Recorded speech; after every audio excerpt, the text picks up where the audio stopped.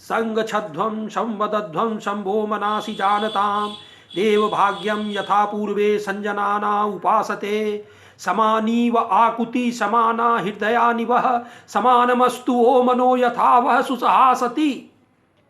ऋषियों ने करीब 15,000 साल पहले इन ऋचाओं के माध्यम से पृथ्वी के वासियों को एक समाज बनाने का आह्वान किया था जहां किसी का शोषण न हो। लेकिन आज तक हम पृथ्वीवासी ऐसे समाज की रचना न कर पाए। नवयुग चैनल के माध्यम से ऐसे ही समाज की रचना के लिए मैं आशा की गीत लाया हूँ।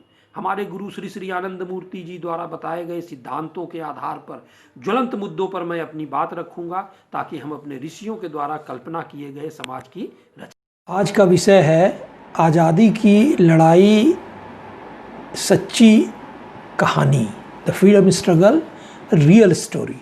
इसकी अगली श्रृंखला में कांग्रेस के 3 आंदोलन। हम लोगों को बताया गया है कि कांग्रेस ने अपने आंदोलनों के जरिए अंग्रेज़ों को भारत छोड़ने पे मजबूर किया। अब उनके ये 3 प्रसिद्ध आंदोलन कौन कौन से थे? असहयोग आंदोलन, द नॉन कोऑपरेशन मूवमेंट, जिसको खिलाफत आंदोलन भी कहा जाता है, सिविल डिसओबीडियंस, सविनय अवज्ञा आंदोलन, और तीसरा भारत छोड़ो आंदोलन। हम लोग इन आंदोलनों की गहन चर्चा करेंगे और यह जानने की कोशिश करेंगे कि इन आंदोलनों के लक्ष्य क्या थे और इन आंदोलनों के जरिए क्या अंग्रेज़ों को भारत से जाने को मजबूर होना पड़ा। तो सबसे पहले हम लोग बात करते हैं असहयोग आंदोलन की। प्रथम विश्व युद्ध में तुर्की के सुल्तान जर्मनी और इटली के साथ अंग्रेज़ों के खिलाफ लड़ रहे थे। तुर्की के सुल्तान केवल तुर्की के ही सुल्तान नहीं थे, वो कई देशों के मुसलमान उनको अपना धार्मिक गुरु खलीफा भी मानते थे। तो यहाँ के भी मुसलमान जो भारत के थे उनको अपना धार्मिक गुरु खलीफा मानते थे। प्रथम विश्व युद्ध में तुर्की जिस पक्ष से लड़ रहा था उस पक्ष की हार हुई। तो यहाँ के मुसलमानों का एक ये डिमांड था कि जो तुर्की के सुल्तान हैं उनकी इज्जत बरकरार रखी जाए और उनके खिलाफ कोई कार्रवाई न की जाए। लेकिन ब्रिटिश और अन्य विजित पक्षों ने यह बात नहीं मानी और तुर्की के सुल्तान को अपदस्थ कर दिया और उनके साम्राज्य को कई भागों में विभक्त कर दिया। बाल्कनाइजेशन हो गया उनका। भारतीय मुसलमानों में इससे काफ़ी असंतोष था और वे एक आंदोलन की तैयारी कर रहे थे। एक धार्मिक आंदोलन था अपने खलीफा के लिए, इसीलिए खिलाफत का आंदोलन भी कहा जाता है। महात्मा गांधी ने मुसलमानों को राष्ट्रीय धारा में जोड़ने का एक अवसर उन्होंने इसको पाया और उसके साथ उन्होंने एक अपना आंदोलन कांग्रेस का भी जोड़ दिया, जिसको कई लोग बाद में गलत भी कहते हैं कि अपीजमेंट उसी समय से शुरू हुआ। अब इसका दूसरा पक्ष क्या था कि भारतीयों को, भारत के लोगों को यह विश्वास था कि फर्स्ट वर्ल्ड वार, प्रथम विश्व युद्ध में हम लोगों ने तन मन धन से अंग्रेज़ों का साथ दिया, तो युद्ध की समाप्ति के बाद अंग्रेज कॉन्स्टिट्यूशनल बदलाव के जरिए शासन में भारतीयों की भागीदारी बढ़ाएंगे। लेकिन जो 1919 में गवर्नमेंट ऑफ इंडिया एक्ट लाया गया, जिसको गवर्नमेंट ऑफ इंडिया एक्ट 1919 कहा जाता है, तो उनके प्रावधानों से लोगों को काफ़ी निराशा हुई।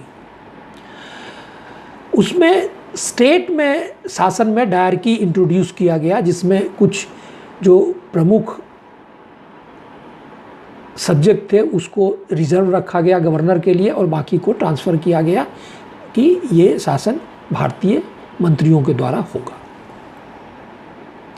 इसके बाद एक और चीज़ जो उस समय के अंग्रेजी हुकूमत ने की, फर्स्ट वर्ल्ड वार के दौरान रिवोल्यूशनरी को काबू में रखने के लिए डिफेंस ऑफ इंडिया एक्ट का प्रावधान किया गया था।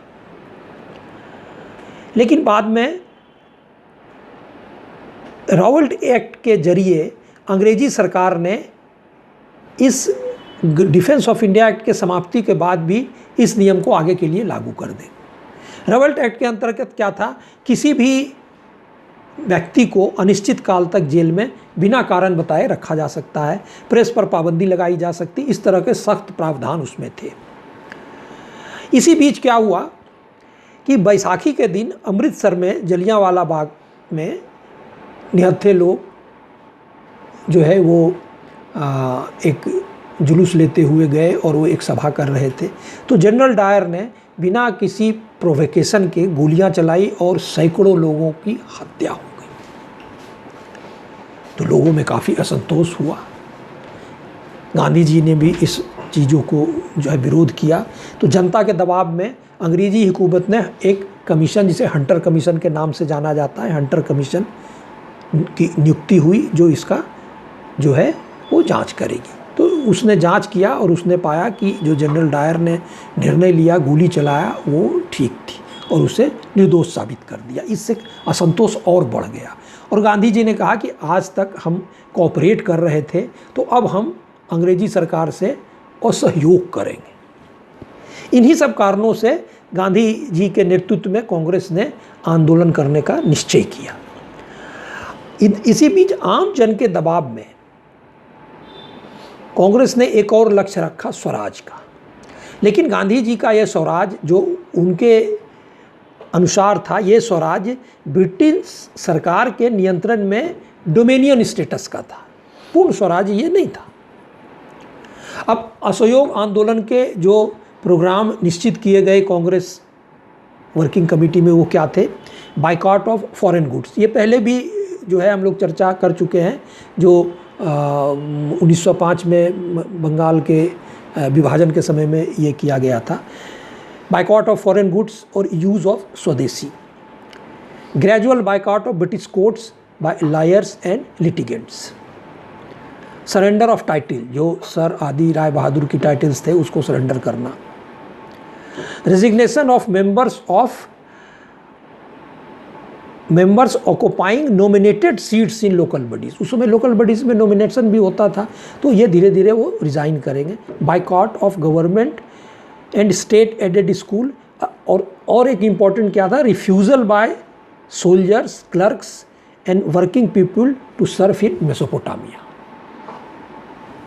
ये खिलाफत का जो है एक डिमांड रखा गया। अब गांधी जी ने फर्दर क्या बात कही कि 1 वर्ष के अंदर इस आंदोलन को अगर हम चलाएंगे तो स्वराज हमें मिल जाएगा।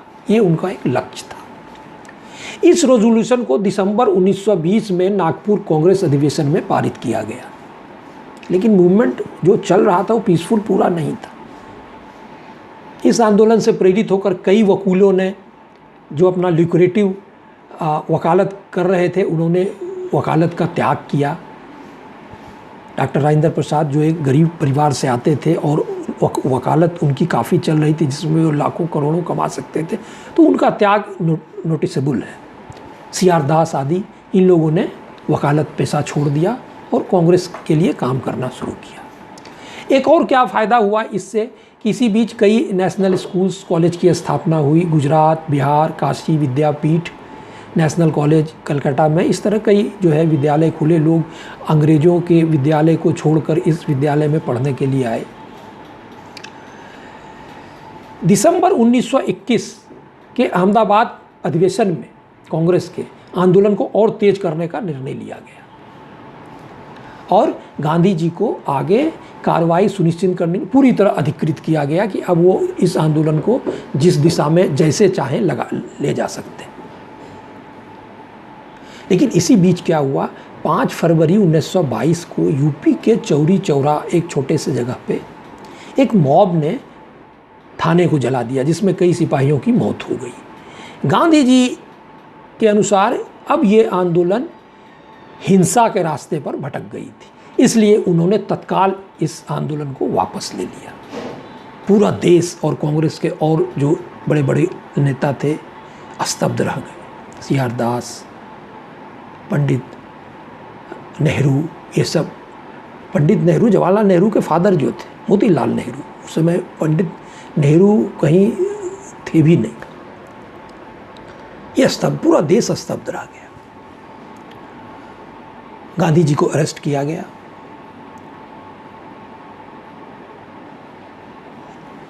जो आम जन थे और गांधी जी के अलावे जो और भी कांग्रेस के लीडर्स थे, उनका ये आकलन था कि ये अगर 6 महीने 4 महीने और चला होता तो सरकार झुक जाती और बहुत सारे डिमांड्स को मान लेना पड़ता उनको। गांधी जी के इस कदम से कांग्रेस और गांधी जी के प्रेस्टीज पर बहुत बुरा असर पड़ा। गांधी जी की गिरफ्तारी हुई और उन्हें 6 साल की सज़ा सुनाई गई। अगले 3, 4, 5 साल में कोई भी आंदोलन नहीं हुआ और देश एक निराशा के गर्त में चला गया।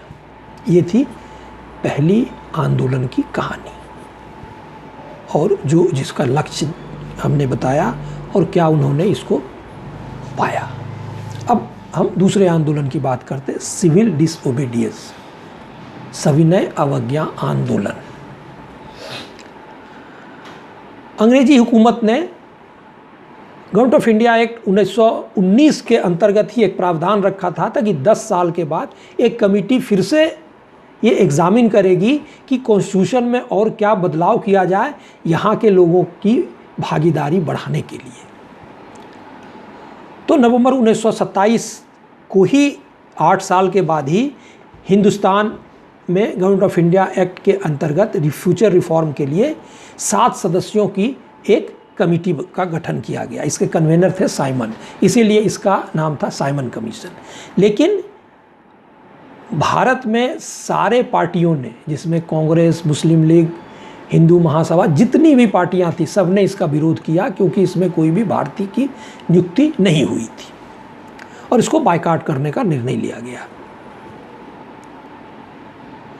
अब इस बायकॉट के जवाब में सेक्रेटरी ऑफ स्टेट जो इंग्लैंड के थे, उन्होंने कहा कि भाई भारतीय तो एक सर्वसम्मति से कोई एक आप प्रपोजल क्या बना सकते हो, किसी ड्राफ्ट कॉन्स्टिट्यूशन का आप कर ही नहीं सकते, तो आप सदस्य होकर क्या करोगे। तो इसको एक एज ए चैलेंज लेते हुए कांग्रेस ने एक ऑल पार्टी कॉन्फ्रेंस बुलाकर पंडित मोतीलाल नेहरू के नेतृत्व में, अध्यक्षता में एक कॉन्स्टिट्यूशन ड्राफ्ट करने का निश्चय किया। इस ड्राफ्ट कॉन्स्टिट्यूशन पंडित नेहरू ने बहुत अच्छा बनाया। यह अगस्त 1928 में फाइनलाइज किया गया और दिसंबर 28 के कलकत्ता अधिवेशन में इसे अप्रूव किया गया। इस ड्राफ्ट अधिवेशन में जो लक्ष्य रखा गया कॉन्स्टिट्यूशन का, वो था डोमिनियन स्टेटस। लेकिन सुभाष बोस के नेतृत्व में जो नवयुवक लीडर्स थे वो पूर्ण स्वराज चाहते थे। तो एक गांधी जी ने दोनों में एक जो है सामंजस्य स्थापित किया और कहा कि अगर साल भर के अंदर अंग्रेजी हुकूमत डोमिनियन स्टेटस एक्सेप्ट नहीं करती है तो हम इसे पूर्ण स्वराज में बदल देंगे। तो अंग्रेजी सरकार ने इस ड्राफ्ट कॉन्स्टिट्यूशन को एक्सेप्ट नहीं किया। अतः लाहौर कांग्रेस 1929 में सुभाष बोस और अन्य नवयुवक लीडर्स के दबाव के कारण कांग्रेस को पूर्ण स्वराज्य का मांग मानना पड़ा। उन्होंने लक्ष्य वही रखा और सिविल डिसोबीडियंस आंदोलन का निश्चय किया गया। तो ये जो कांग्रेस वर्किंग कमेटी का निर्णय के आधार पर गांधी जी ने वाइसराय पर 11 डिमांड रखे। उन डिमांडों को आप देखें, reduction in army and civil servant expenditure by 50%, मद्य निषेध, पूर्ण मद्य निषेध, reduction of land revenue by 50%, abolition of sales tax, release of political prisoners. तो ये प्रमुख डिमांड्स थे। ये डिमांड्स अभी भी कई लोग रखते हैं और आंदोलनरत होते हैं आज हमारे देश में, लेकिन गवर्नमेंट ने किसी भी डिमांड को नहीं माना। तब गांधी जी ने इसमें एक सॉल्ट टैक्स को उठाया और सिविल डिसओबीडियंस मूवमेंट, ये नमक सत्याग्रह आंदोलन के नाम से ही जाना जाता। उन्होंने 12 मार्च 1930 को साबरमती आश्रम से डांडी का यात्रा मार्च के 26 दिनों में की। इस तरह सिविल डिसओबीडियंस की शुरुआत हुई और यह आंदोलन पूरे देश में फैल गया। गांधी जी और अन्य नेताओं की गिरफ्तारी हुई। इसी बीच साइमन कमीशन ने अपनी रिपोर्ट पेश कर दी।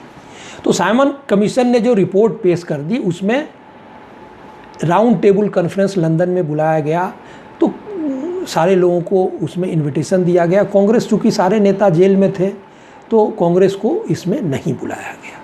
तो ये जो हिंदू महासभा, मुस्लिम लीग, सारे लोग गए थे, लेकिन उसमें कोई भी डिसीजन इसलिए नहीं ले पाया गया कि कांग्रेस की अनुपस्थिति में कोई भी पूरा डिसीजन नहीं हो पा रहा था। तो ये निश्चय किया गया कि कांग्रेस को अगले सेकेंड राउंड ऑफ जो राउंड टेबल कॉन्फ्रेंस होगा उसमें कांग्रेस की भागीदारी सुनिश्चित की जाए, तभी कुछ फ्रूटफुल रिजल्ट आ सकता है। तो यहाँ जो कांग्रेस के नेताओं को जेल से रिहा किया गया और जिसको गांधी इरविन पैक्ट भी कहते हैं, गांधी इरविन पैक्ट हुआ और तब कांग्रेस ने ये सिविल डिसोबीडियंस जो कर रहे थे उसको वापस लिया, निलंबित किया और सेकेंड राउंड जो टेबल कॉन्फ्रेंस था उसमें गांधी जी को नॉमिनेट किया जाने को। तो गांधी जी वहाँ गए। अब ये second round table conference London में दिसंबर 31 को हुआ। इसमें कांग्रेस की तरफ से गांधी जी ने हिस्सा लिया था। भारत की स्वतंत्रता पर इसमें कोई विचार नहीं किया गया और कॉमनवेल्थ अवार्ड पे कोई सहमति नहीं बनी आपस में भारतीयों की। तो ये हुआ कि अगर आप नहीं सहमति बना के कोई प्रपोज़ल देंगे तो जो प्रधानमंत्री ब्रिटेन के थे वो जो है वो एक प्रपोज़ल जो है अपना दे के उसको इशू कर देंगे। लेकिन चूंकि उस पर कांग्रेस के सारे डिमांड्स को नहीं माना गया था तो गांधी जी के भारत लौटने पर 29 दिसंबर 31 को कांग्रेस वर्किंग कमेटी ने सिविल डिसोबीडियंस मूवमेंट को फिर से करने को, रिज्यूम करने को निर्णय लिया। अब इरविन बदल चुके थे। अब जो इरविन के बाद आए थे वो बड़े सख्त प्रकृति के थे और उन्हें वहाँ के प्रधानमंत्री का निर्देश था कि अब कांग्रेस से सख्ती से निपटा जाए। कांग्रेस पे बैन लगाया गया और काफ़ी नेताओं की गिरफ्तारी की गई। करीब 1 लाख लोग जेल गए।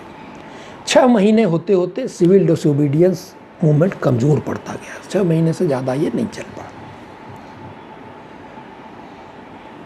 14 जुलाई 1933 को गांधी जी ने मास सत्याग्रह को बंद कर दिया और केवल इंडिविजुअल कोर्ट अरेस्ट होने का निर्देश दिया। यह भी वायलेंस थोड़ा बहुत जो भी बढ़ा, 7 अप्रैल 1934 को civil disobedience movement Gandhi ji ने वापस ले लिया। ये थी 2 आंदोलनों की कहानी। पहला था खिलाफत मूवमेंट और दूसरा था सिविल डिसोबीडियंस। इनका लक्ष्य एक तो पूर्ण स्वराज्य प्राप्ति का था नहीं, लेकिन जो भी लक्ष्य था वो भी प्राप्त नहीं हो पाया और एब्रप्टली इसे गांधी जी ने बीच में ही समाप्त कर दिया। तो ये अब अगली श्रृंखला में और अगली चर्चा में हम भारत छोड़ो आंदोलन की चर्चा करेंगे और देखेंगे कि वो आंदोलन किस तरह शुरू हुआ था, वो कांग्रेस का आंदोलन था या नहीं था और उसने अपने लक्ष्य को पूरा किया या नहीं।